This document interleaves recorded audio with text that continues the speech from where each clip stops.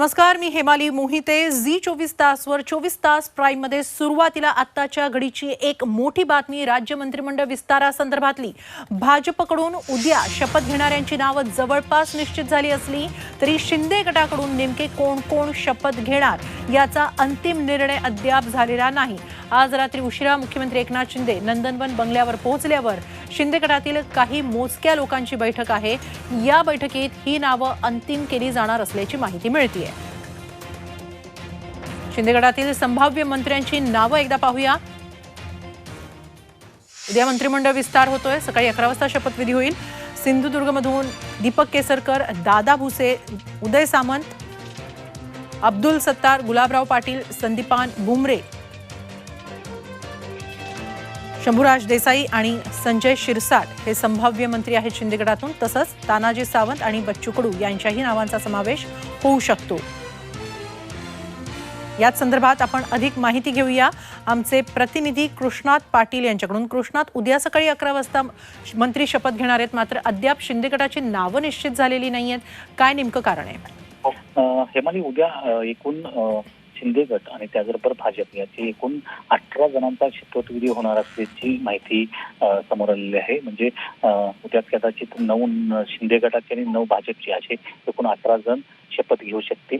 परंतु अद्यापपर्यंत भाजपची काही नावं ही जवळपास निश्चित झाली असली तरी शिंदे गटाची मात्र अद्याप नावं ही निश्चित झालेली नाहीत. उद्या कोण कोण शपथ घेणार या संदर्भातली जी अंतिम निर्णय जो आहे तो एकनाथ शिंदे मुख्यमंत्री हे आज संध्याकाळी घेणार आहेत. आणि त्या संदर्भातली बैठक ही आज रात्री एकनाथ शिंदे नांदेड आणि हिंगोलीच्या दौऱ्यावरून परतल्यानंतर काही मोजक्या लोकांच्या बैठकीमध्ये ही नावं फायनल केली जातील आणि ती उद्या सकाळी 9 वाजता जी सर्व आमदारांची शिंदे गटाच्या आमदारांची बैठक आहे त्यामध्ये ती फायनल केली जाईल अशी माहिती समोर येते.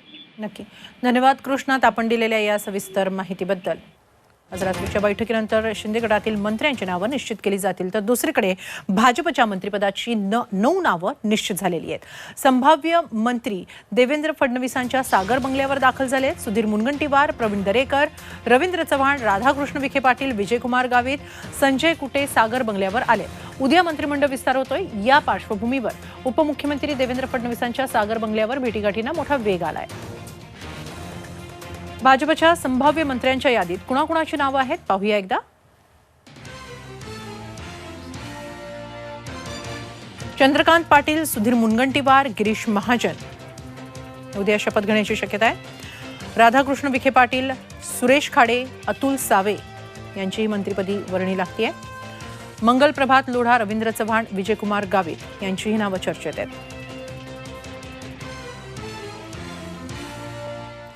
दरम्यान उद्या सकाळी 11 वाजता मंत्रिमंडळ विस्तार होणार आहे. उद्या सकाळी 11 वाजता शपथविधी होईल. शिंदे फडणवीस सरकारच्या मंत्रिमंडळ विस्ताराचा मुहूर्त अखेर निघालाय. राजभवनात छोटेखानी समारंभात हा मंत्रिमंडळ विस्तार होणार आहे. तर पावसाळी अधिवेशन मात्र पुढे जाण्याची शक्यता आहे. 17 ऑगस्ट ते 26 ऑगस्ट दरम्यान पावसाळी अधिवेशन होऊ शकतं.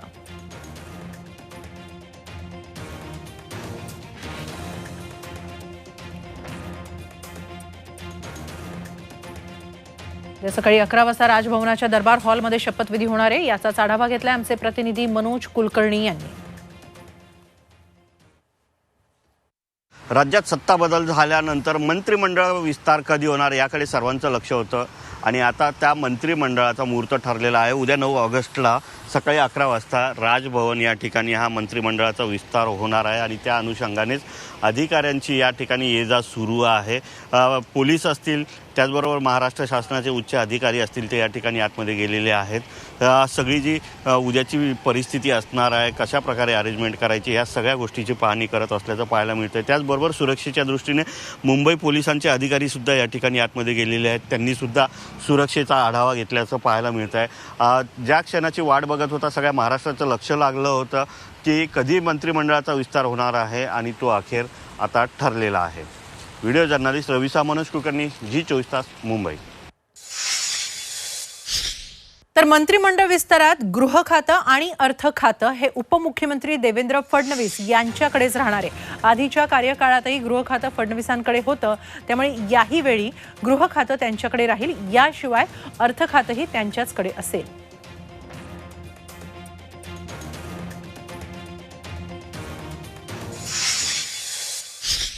पण या मंत्रिमंडळ विस्ताराबाबत अद्याप कोणतंही निमंत्रण मिळालेलं नाही. मात्र उद्या मंत्रिमंडळ विस्तार होण्याची शक्यता आहे अशी प्रतिक्रिया दिली आहे विरोधी पक्षनेते अजित पवार यांनी. मागे ज्यावेळेस मुख्यमंत्री उपमुख्यमंत्र्यांचा झाला त्याही वेळेस चीफ सेक्रेटरींचं पत्र त्या ठिकाणी आलेलं होतं.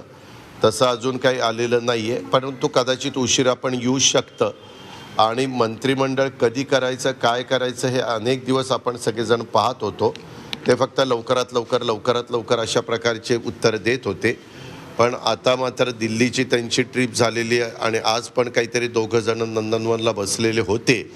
त्याच्यामुळं उद्याच्याला मंत्रिमंडळाचा विस्तार होण्याची शक्यता दाट वाटते. अजून अधिकृत कळालेलं नाही.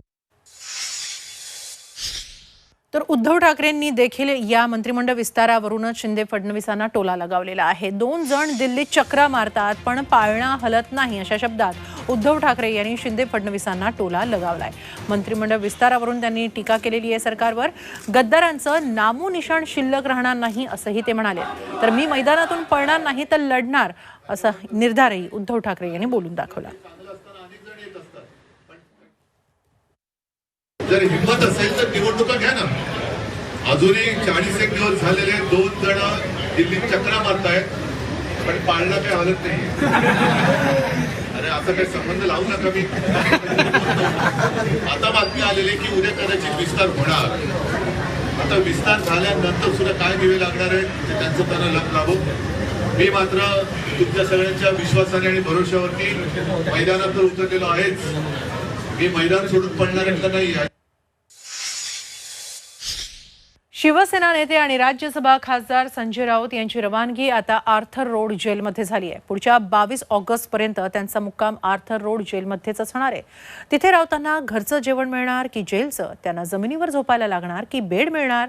पाहूया हा रिपोर्ट. संजय राऊतांचा मुक्काम आर्थर रोड जेल.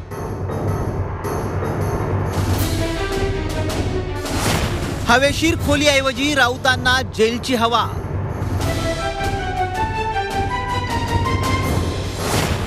जेवण घरचं की जेलचं? झोपायला बेड की जमीन?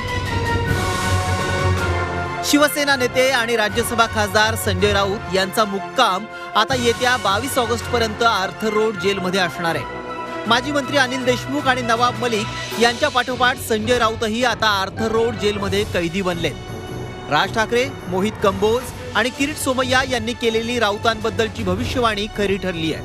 2000 कोटीचा जमीन बांधकाम घोटाळा, पॉल ग्रुप घोटाळा, त्यानंतर दुबईमध्ये झालेल्या 5 स्टार हॉटेलमध्ये मीटिंग, ती दुबई यात्रा, त्या मीटिंग मध्ये झालेल्या बिल्डरच्या भेटीगाठी, चीन यात्रा, या सगळ्या घोटाळ्याची चौकशी पूर्ण होईपर्यंत मुक्काम लांबणार असे दिसत आहे. पत्राचा घोटाळा प्रकरणी राऊतांच्या न्यायालयीन कोठडीत सोमवारी 14 दिवसांची वाढ करण्यात आली. त्यानंतर जे हॉस्पिटलमध्ये वैद्यकीय तपासणी करून राऊतांची रवानगी आर्थर रोड जेलमध्ये झाली. त्यांचा कैदी नंबर काय आणि त्यांना नेमकं कोणत्या बराकीत ठेवलंय याची माहिती सध्या गुप्त ठेवण्यात आली आहे. आम्ही लढत राहू. महाराष्ट्र आहे, शिवसेना आहे, बाळासाहेब ठाकरेंचे आशीर्वाद आहेत. अजून काय हवं आहे महाराष्ट्र? ईडीच्या कोठडीत असताना खेळती हवा असलेली रूम मिळावी असा आग्रह राऊतांनी धरला होता.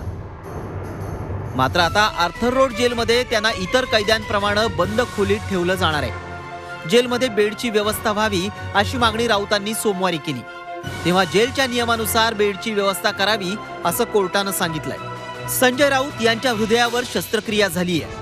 त्यामुळे जेल कोठडीत त्यांना घरचं जेवण आणि औषधं देण्यास कोर्टानं परवानगी दिली आहे. त्यांना सुविधा ज्या लागतात, एक तर त्यांना पहिलं म्हणजे तुम्हाला माहिती आहे सगळ्यांना की संजय राऊत साहेबांना 6 स्टेन टाकलेले आहेत. या 6 स्टेन म्हणजे मेडिकली त्यांना सगळ्या सुविधा दिलेल्या आहेत. त्यांना होम फूड देण्याची परमिशन दिलेलं आहे. त्यांना जे काय मदत ज्या प्रकारे करता येईल कोर्टाने दिलेलं आहे. बाकी त्यांना काही सुविधा दिलेली नाही. संजय राऊत कधी काळी क्राईम रिपोर्टर होते. ज्या जेलमध्ये कसाब, अबू सालेम, संजय दत्त, आर्यन खान यांना ठेवलं होतं, ज्या ठिकाणी अनिल देशमुख आणि नवाब मलिक तुरुंगवास भोगतायत, तिथंच आता संजय राऊतांचाही मुक्काम असणार आहे. प्रशांत अंकुशरावचा ब्युरो रिपोर्ट, झी 24 तास. आणि आताच्या घडीची सर्वात मोठी बातमी समोर येते. शिक्षक भरती घोटाळ्यात मंत्र्यांच्या मुलांची नावं समोर आली आहेत. टीईटी अपात्र यादीत माजी मंत्री अब्दुल सत्तार यांच्या 3 मुली आणि एका मुलाचं नाव असल्याची धक्कादायक माहिती समोर आली आहे. उजमा, हुमा, हिना अशी मुलींची नावं आहेत, तर अमीर सत्तार असं मुलाचं नाव आहे. या 4ही जणांचं टीईटी प्रमाणपत्र रद्द झालंय. पण माझ्या मुलानं परीक्षा दिलीच नाही, मग अपात्र यादीत नाव आलंच कसं, असा सवाल सत्तारांनी उपस्थित केलाय. तर मुली परीक्षेत नापास झाल्या होत्या, आमच्या विरुद्ध हे षडयंत्र रचलं जात असल्याचं सत्तारांचं म्हणणं आहे. ही गोष्ट उत्तीर्ण झालंय किंवा नापास झाले बंद होतो खेळ, पास झाले पुढचे फायदे घ्यावे लागतात. त्याच्याशिवाय काही दुसरं नाही मला वाटतं टीएटीचा अर्थ. आता हे कोणी केलं, कशामुळं केलं, याच्या पाठीमागचे षडयंत्र कोण आहे, कशासाठी केलं, याची तपास करण्यासाठी मी एकतर आमचे एज्युकेशनचे जे सचिव आहे त्यांच्या माध्यमातून आणि मुख्यमंत्री, आता तर मंत्री नाही आहे, याच्याशिवाय कोणी दोघांशिवाय चौकशी करू शकत नाही. चौकशीमध्ये हे सर्व दूधचं दूध आणि पाणीचं पाणी होईल आणि जो खरा गुन्हेगार आहे तो समोर येईल. मी त्या मीडियामध्येच बातम्या वाचल्या, परंतु त्याच्यात दुसरी बातमी ही वाचली की अब्दुल सत्तारांनी सांगितलं की हे दादांत बिनबुडाचे आरोप आहेत वगैरे वगैरे. माझं त्या संदर्भामध्ये एवढंच म्हणणं आहे की आरोप होत आहेत त्यावेळेस चौकशी झाली पाहिजे.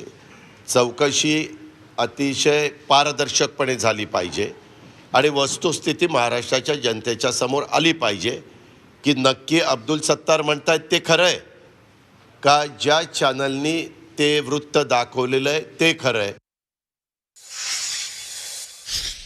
दरम्यान अब्दुल सत्तारांच्या मुलीनं टीईटीचे कुठलेही लाभ घेतलेले नाहीत असा खुलासा शिक्षण अधिकाऱ्यांनी केला. त्या संदर्भात शिक्षण अधिकाऱ्यांनी एक पत्रही जारी केलंय. हिना सत्तार यांना मिळणारा पगार अल्पसंख्याक शाळा दर्जा असल्यानं मिळाला असं शिक्षण अधिकाऱ्यांनी म्हटलंय.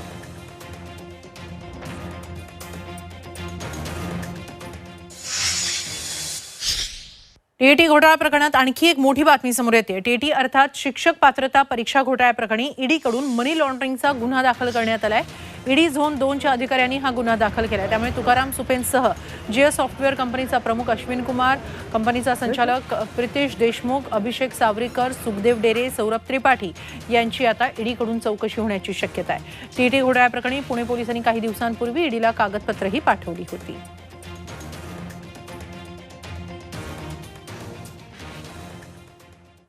दरम्यान 22व्या कॉमनवेल्थ गेम्समध्ये भारतीय खेळाडूंनी चमकदार कामगिरी करत एकूण 61 मेडल पटकावलेले आहेत. यात 22 सुवर्ण, 16 रौप्य तर 23 ब्रॉन्झ मेडल्सचा समावेश आहे. मेडल टॅलीमध्ये भारत 4थ्या स्थानी आहे. कुस्तीपटू आणि वेटलिफ्टर्सनी यात सर्वाधिक मेडल्स मिळवलेत. अनुक्रमे 12 आणि 10 मेडल्स मिळालेत. तर बॅडमिंटनमध्येही भारतानं 6 मेडल्स पटकावले. दरम्यान हॉकीमध्ये मात्र भारतीय संघाला बलाढ्य ऑस्ट्रेलिया विरोधात 0-7 असा दारुण पराभव स्वीकारावा लागला आणि रौप्य पदकावर समाधान मानावं लागलं.